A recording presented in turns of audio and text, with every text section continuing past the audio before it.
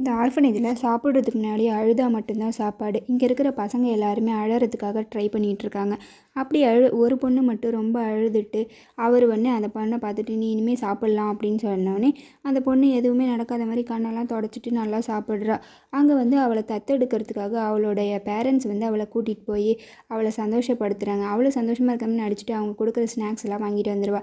ஏன்னா ஆர்ஃபனேஜில் இவளுக்குன்னு ஒரு தம்பி இருக்கிறான். அவளுக்காக ஸ்நாக்ஸ் எல்லாம் கொடுத்துட்ருக்கு. அப்பன்னு பார்த்து ஒரு பிஸ்கெட் கீழே விழுந்துருது. கீழே விழுந்ததை எடுத்து சாப்பிடாத அப்படின்னு சொல்லி திட்டுறா. இதே பழக்கத்தை அவன் ஸ்கூல்லையும் வச்சுக்கிறான். அவனோட ஃப்ரெண்டு சாப்பிட்ருக்கும் போது பிஸ்கெட் கீழே விழுந்துருது. ஏன்னா இதெல்லாம் எடுத்து சாப்பிடாத அப்படின்னு சொல்லிட்டு இருக்கும்போது தெரியாமல் அந்த பொண்ணு கீழே விழுந்துடுறா.